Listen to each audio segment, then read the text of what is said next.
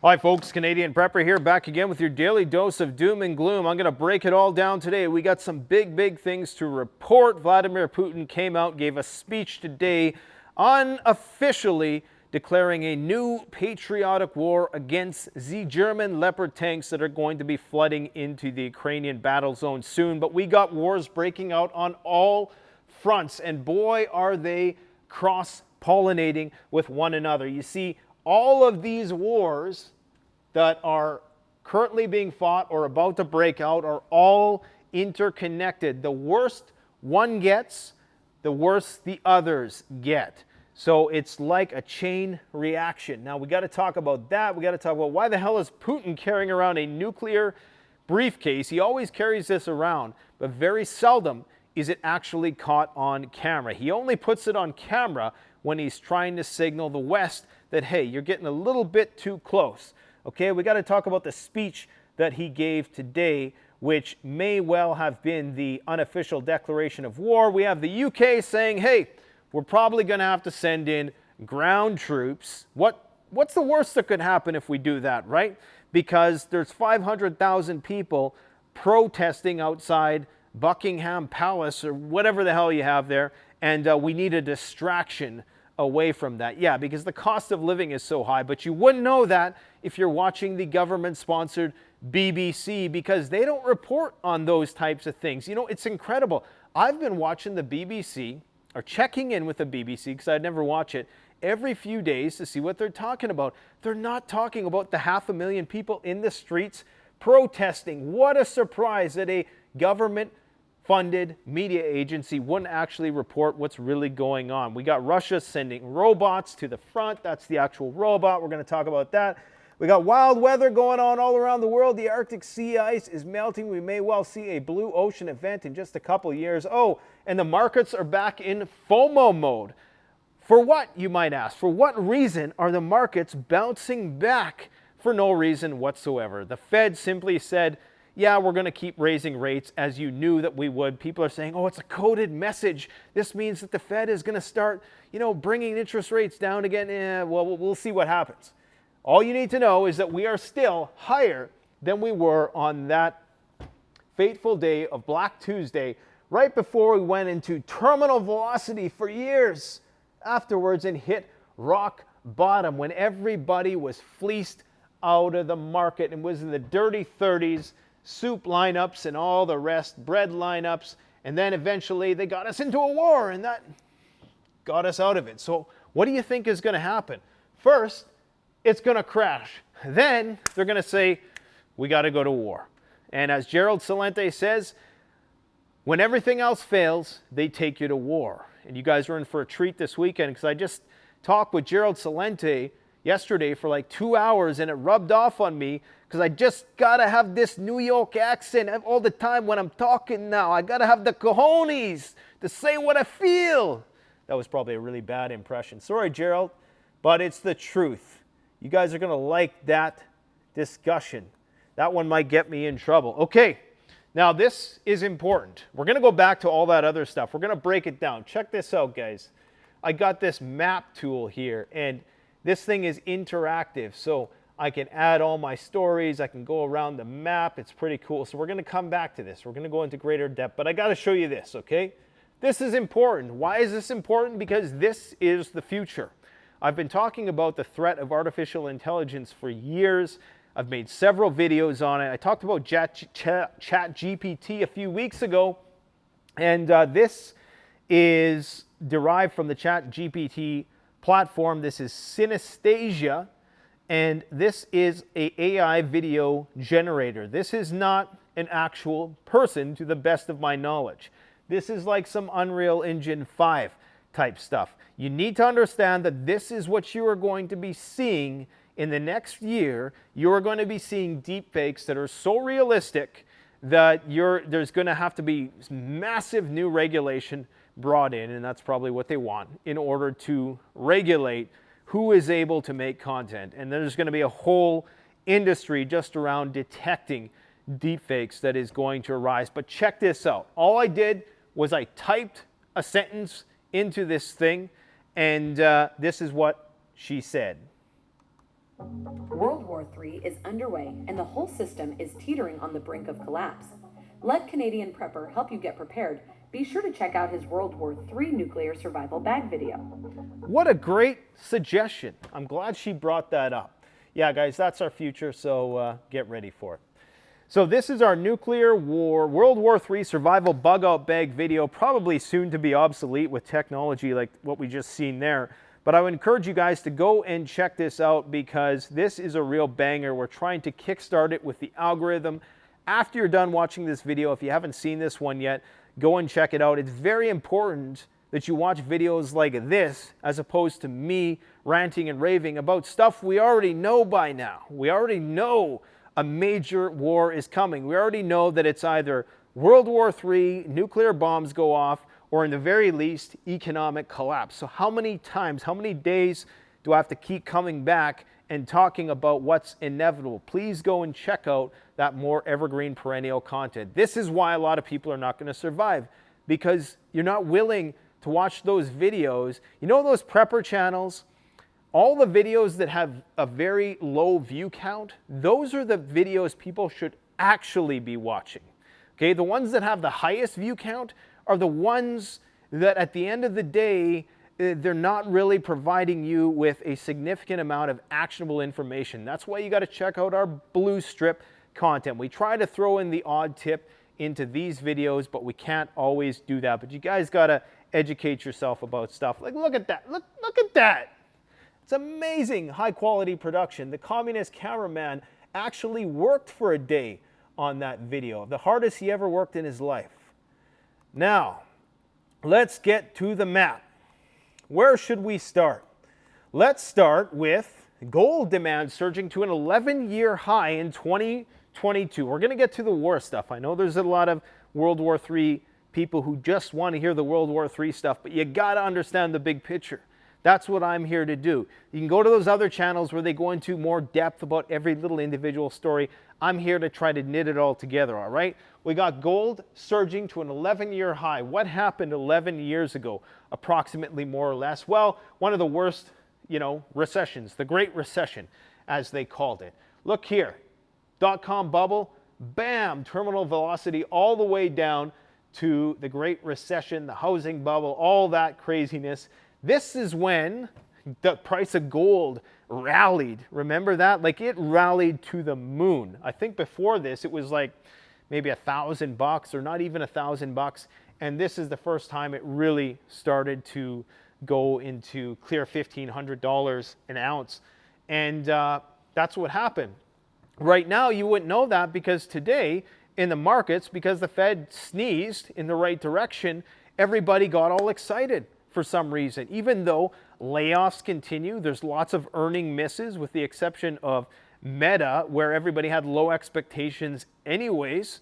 So people are getting way too excited, but there is nothing really there of substance. And it's the most obvious indicator. Sometimes you just got to keep it simple, stupid. People will look at all these kind of technicals and all the rest. All of that is just astrology. The only thing we need to know when it comes to equities, anyways, is that, excuse me, we are at a higher point of market valuation than we were on that fateful day on Black Tuesday that, of course, preceded one of the worst Great Depressions in human history, modern industrial human history. Okay, so we are likely to see something like that once again. After the collapse of the whole Bretton Woods and the petrodollar came to be, and the Fed started printing money and everybody started dollar-denominated assets, that's when this thing started to go up, and they're trying to keep it afloat. There's some people who believe that we're never going to go back down here again, that equities are going to continue to be inflated, but everything regresses to the mean. So if you ask me if I'm Warren Buffett right now, I'm still sitting on the sidelines, because I know that there's a long way to go down. And all these people who are, vacating their commodity stocks and going into the NASDAQ and the SPACs and the Bitcoin and all the rest once again, I'm telling you, man, it sounds like a bull trap, but hey, it's not financial advice. Let's just see what happens when the wars start to break out. LAX power failure, who knows what that was. So I think the feds have deferred to the municipal police. There was a LAX power failure for about an hour because of all the grid attacks that have been happening in the United States. Homeland Security investigated. They deferred to local law enforcement. So maybe it wasn't that big of a deal, but maybe it was. That's still pretty significant, all right? Let's head over here.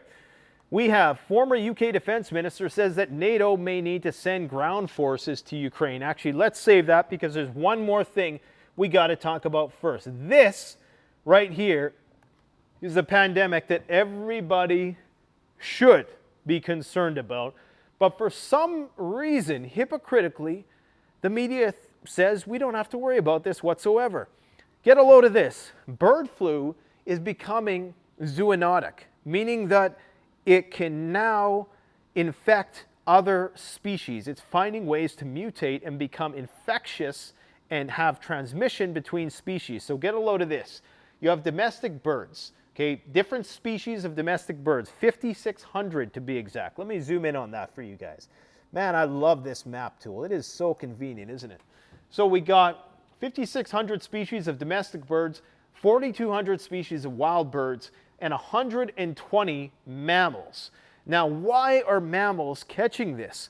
Well, they explain it rather simply in that a dead or sick wild bird that gets caught by a coyote or a wolf or something like that that's, foraging for food contains a lot of virus. And because of that, of course, the animal that eats it contracts the virus. Now, the more and more this happens, the bird flu numbers in the wild world and in the domestic world are off the charts in the last couple years, and it's only going to continue to explode. The more this happens, eventually there's a mutation to another species. A virus is going to change, and it's going to start to transmit from a different mammal to a different mammal. That's going to drastically increase the risk posed to humans that someday it could potentially affect us. In a recent report, the UK Health Security Agency warned that rapid and consistent acquisition of the mutation in mammals may imply this virus has a propensity to cause zoonotic infections, meaning it could jump to humans. Now, what's perplexing to me is that we are told that this virus that has been circulated came from nature. The last one that's been bugging us for the last 3 years, it came from nature. That's still the mainstream view of things, in spite of evidence to the contrary. But we're told that it came from nature. So if it came from nature, before I don't even think it was really too much on the radar before that, why aren't we making a big deal about this? Should not we be concerned that something is going to emerge from this situation that is going to be potentially dangerous for humans? You would think so, but I'm sure they're going to do some gain-of-function research in a lab to ensure that it gets out and infects humans, because that's how we roll. As I said before, we have hundreds of thousands of UK workers who are striking in response to a new labor law. The UK is definitely in a recession. Inflation is through the roof.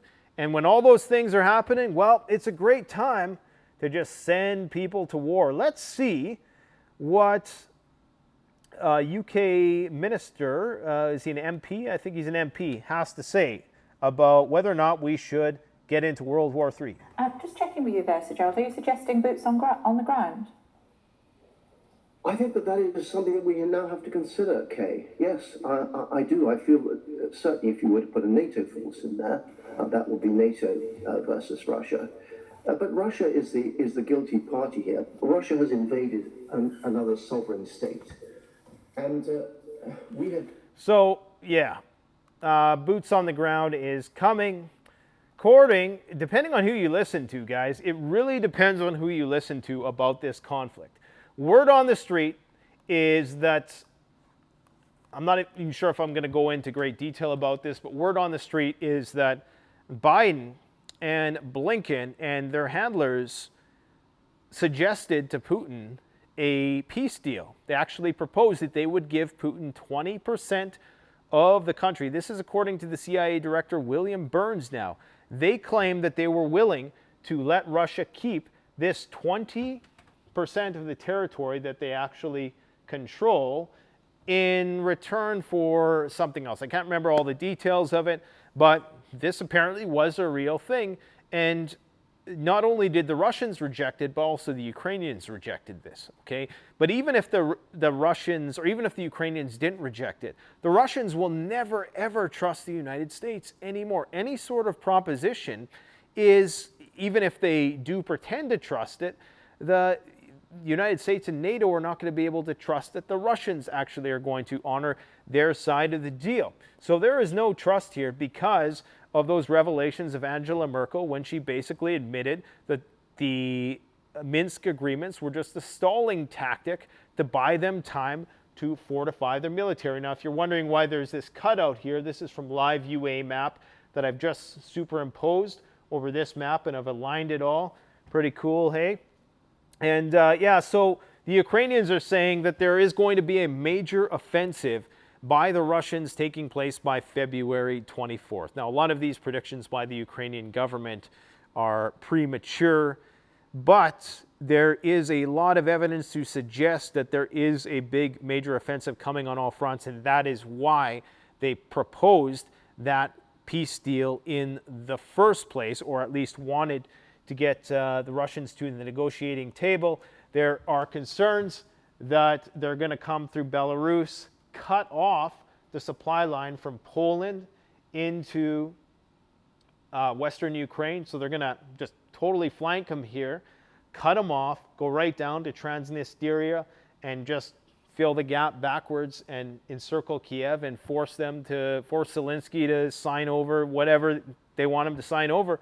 I guess what's going on right now, though, and what people need to pay attention to is a few things. So this is the military equipment that's been sent to Ukraine thus far. So we had helicopters, drones, artillery, armored vehicles, ammunition, blah, blah, blah, anti-aircraft weapons. The big concern right now is that the United States is about to send longer-ranged missiles. And these are going to hit the battlefield a lot sooner than the tanks will. These are about double the range of the HIMARS, which have proven to be quite effective. And this means that Ukrainians can hit Russian targets from a further distance. This is going to make things challenging for the Russians, and you can bet this is going to be an escalation. Now, this is not the ATACMS that can also shoot from the HIMARS, which are, I believe, a 300-mile range, which, of course, could potentially drastically change the course of the battlefield. The real question is, those could potentially be more effective than sending tanks. I guess tanks are a symbolic gesture, and I suppose you do need tanks if you're going to establish a territory after you finish blowing everything up. You need armor to send the guys in there, but really it's the long-range missiles that are going to do the most damage. Now, they suspect that this is why, this is Moscow up here, this is why Moscow is installing all of these air defenses. Now, they already have a very sophisticated air defense system around Moscow. They also have some of the deepest, biggest bunkers in the world for the majority of their population, all fully decked out and ready to go for nuclear Armageddon. There are suspicions that Moscow is preparing because it knows that it's going to be doing this major offensive, and it suspects that Ukraine is going to get technology for long-range missiles that can potentially target Moscow, or for drones, okay? So both sides appear to be preparing for a major offensive. The fact that Russia is taking away air defense assets from this battlefield, okay? They already have a lot of their assets deployed all around the country. Many months ago, I showed you guys a map of where all the Russian military equipment, it's all spread out, it's everywhere in the country, okay? This concentration, this is but a fraction of what the Russians are actually, have. So I don't have the map today, but even the Finland border, they're very concerned about that. There's been threats issued to Finland that if Finland becomes a NATO state, then they have this huge border to contend with, not counting, of course, the Baltic states, but the Finnish border is way bigger, and then of course you have St. Petersburg, which is right there. So The Russians are spread really thin, so why on earth are they installing more air defense systems in Moscow? What do they know, or what do they suspect is coming? Now, as far as I know, these air defense systems that they're installing are not anti-ICBM.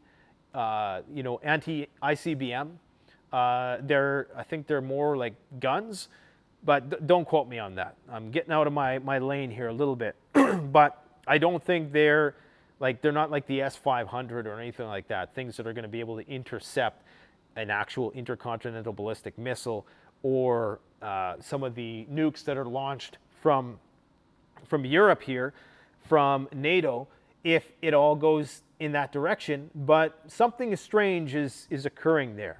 So that's something to keep in mind. We have the expulsion of more diplomats from Austria. So we had the expulsion of diplomats from all the Baltic states recently. There's been ultimatums that they need to be out of both Russia and Latvia and Estonia, I believe, by around February 22nd, which is why perhaps everybody's concerned that that's when the big offensive is going to take place. The Ukrainians are saying it's the anniversary, and this is why they're going to do it as some sort of, because it's symbolic. I don't think Russia plays that game. I think we've found that they're going to do what makes practical sense, and they're not going to do things just because it's on a certain date or anything like that, to be ceremonious about it.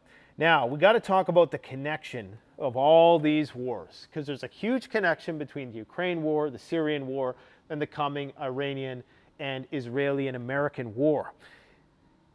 The biggest military exercise ever conducted with the Americans in Israel is currently underway. Okay, we're talking about 140 bombers, planes, helicopters. I think it's 8,000 American troops on the ground, and I don't know how many Israeli troops are participating in the exercise. But understand that every single exercise right now is interpreted as an offensive against an adversary. So all of these exercises that are occurring around the world have the potential to actually cause and trigger real conflicts, like this one in North Korea that we're going to talk about right away. But the reason why this entanglement here is so significant, because there's some real interesting overlap and cross-pollination between these two conflicts. And we're starting to see the line being drawn. We're starting to see the severing of ties between Israel and Russia, and both sides becoming firmly divided and entrenched on either side. And why is this happening? Well, the drone strike that attacked the Iranian arms facilities, apparently, and everything is unofficial, it's a lot of speculation at this point, but there's some good intelligence sources that suggest that those facilities were working on the Shahed drones that the Iranians were sending to the Russians. Now, why would Israel attack those weapons manufacturing facilities that were sending stuff, to fight against the Ukrainians, unless they were firmly aligned with the Ukrainians? Now, you would think, well, this is obvious, right? Because, Israel is one of the biggest benefactors of U.S. military aid, something to the effect of billions of dollars a year. They basically fund the Iron Dome. They fund all those programs, all the nukes, all the stuff like that. And then, of course, you have the relationship between the Ukrainians and the Americans. So both of these are like the 51st and 52nd state, respectively. Now, so it should be a no-brainer that they would both be on the same page. But the ties between Israel and Russia are complicated because of the Syrian quagmire. I think we can call it a quagmire at this point. But it's starting to become very clear that the Iranians and the Russians their alliance is getting a lot stronger. And the Russians are planning on sending a lot of warplanes to the Iranians, Su-35s, and they have in the past offered to give them missile defense systems. People are saying, intelligent people more intelligent than I, that by summer, Israel and America are going to attack Iran. And Iran has said today that any military action against Iran will be a declaration of war. Now, we've already had an attack against Iran. Of course, there's not definitive 100% demonstrative proof that that actually was the Israelis. And the Israelis are maintaining this posture of strategic ambiguity where Benjamin Netanyahu comes out today and he says, well, we may have done it or we may not have done it. You know, we're not going to confirm or deny, right? So because of that, the Iranians can't really, I guess they could declare war if they wanted to. But like I've said in the past, this would be, I can't say the S word, but it would be when you take your own life, okay? Because it would beget hundreds of nuclear weapons. It would be a nuclear onslaught. Now, I'm not saying that that's immediately what Israel would do, because of course that in itself would draw a lot of condemnation from the international community. Regardless of how they tried to spin it with propaganda, nuking any city of people would just be bad no matter who did it, even if it was of vilified peoples like the ancient Persians, the Iranians, okay? So I don't think that that is going to be the outcome, but we very well could see a conventional war break out. And it really all depends how much Russia is willing to commit to coming to the aid of the Iranians. It could very well be that they're extending that nuclear umbrella covertly to the Iranians, and that is really why Israel is doing this touch and go, and they're not doing an all-out offensive.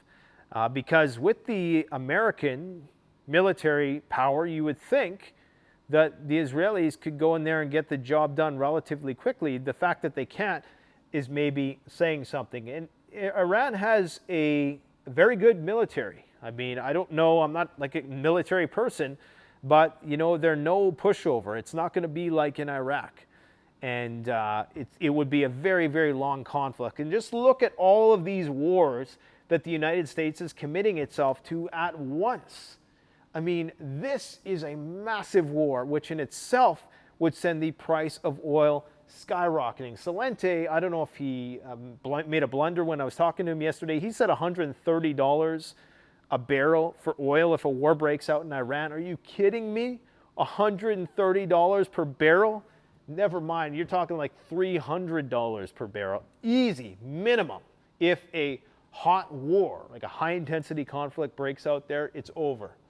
The war in Taiwan, of course, which they say is going to happen by 2025. The U.S. has to commit itself to that fight. These, guys, are all of the U.S. military bases, okay? Now, ask yourself, if this was the United States and China had all these bases just off the coast in little island-like countries, do you think we would be concerned? We got military bases in Thailand. We're building 4 more in the Philippines. I say we because Canada is tethered to the United States. I have to always add that disclaimer because somebody will say, what do you mean we? You're the Canadian prepper. Yeah, the North American prepper, more or less. And of course, CanadianPreparedness.com does ship free to all of North America. Taiwan is another one. It's not a military base, but of course we provide them with a lot of military aid. And we got Guam, we got Australia, can't forget Australia, who's an ally. Then of course we have Japan. Then we have South Korea, where I think the largest troop deployment in the world for American troops is with 29,000 troops. And right now they're doing joint naval exercises, I believe, nuclear exercises.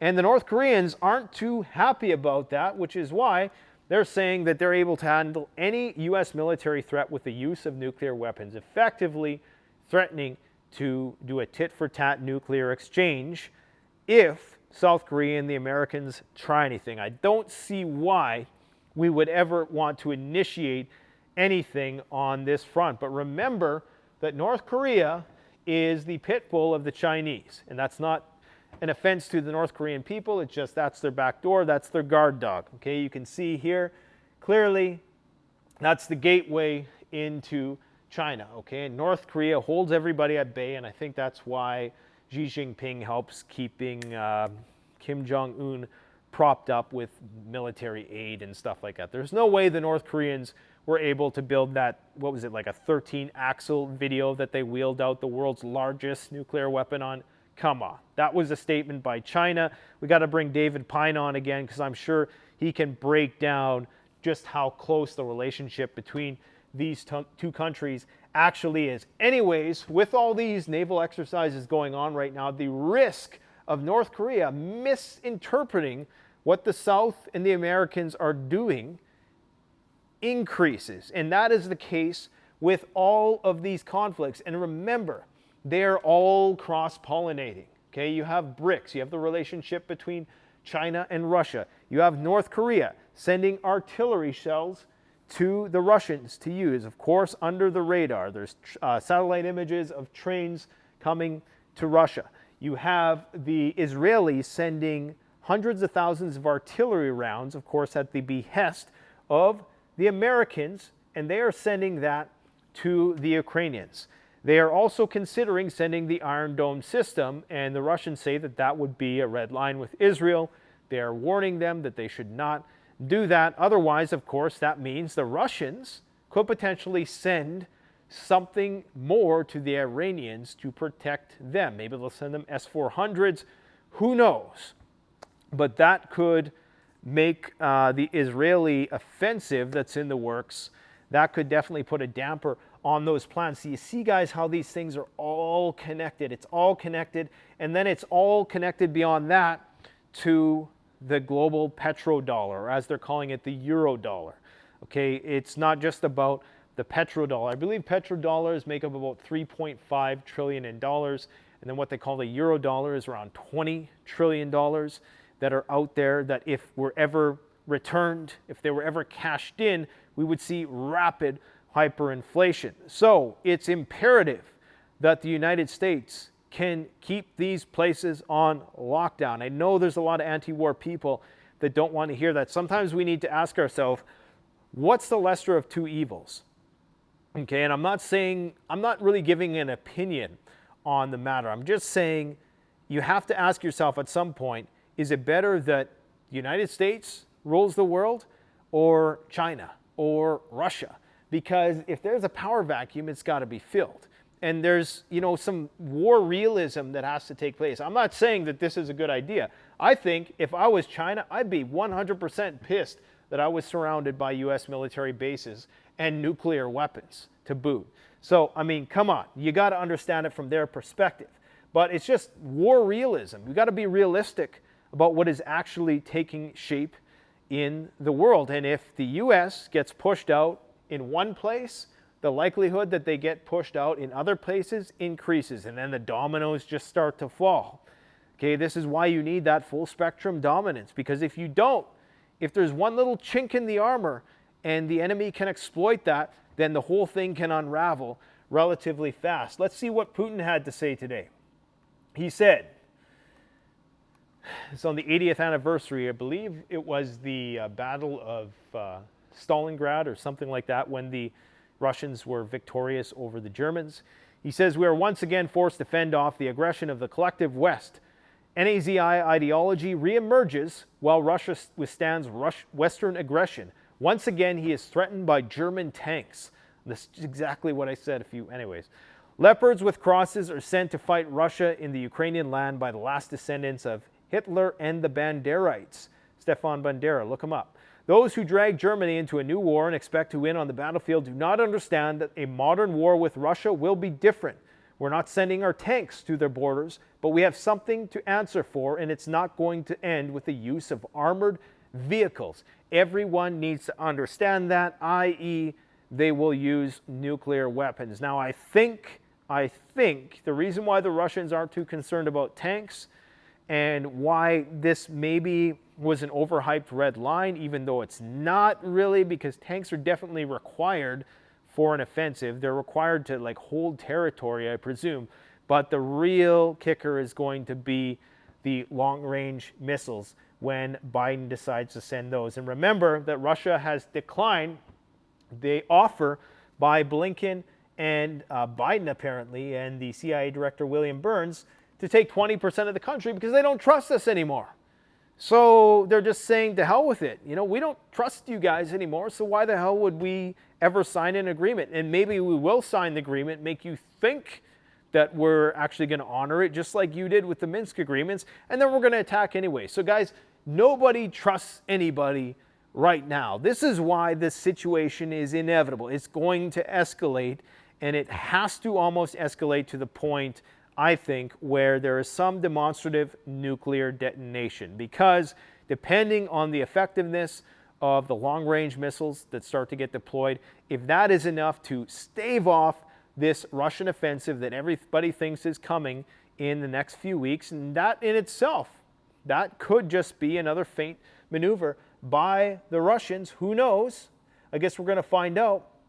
But if that is unsuccessful at achieving their objectives, then that's when I think we start talking about a real clear pathway towards nuclear escalation.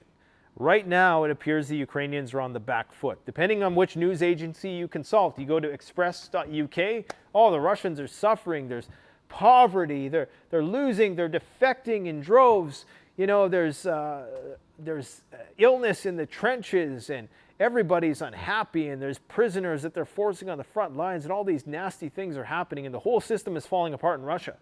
But then you go to another news agency and alternative media, and everybody's having a good time in Russia. So you have to take everything you see at this point in time with a heaping teaspoon of salt, okay?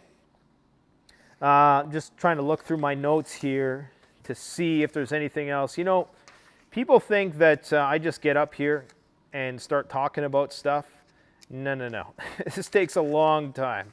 So even though I say that those videos where we put a lot into the production, a lot of that is post-production, but a lot of this kind of stuff is pre-production, because I research this stuff. Probably for each one of these videos, guys, it's like 8 hours of research that goes into it. And sometimes I don't even make a video. It's like I don't have anything unique to bring to the conversation. I just will not say it. Some people want me to be more specific with my titling of the videos, but every day it's a comprehensive analysis.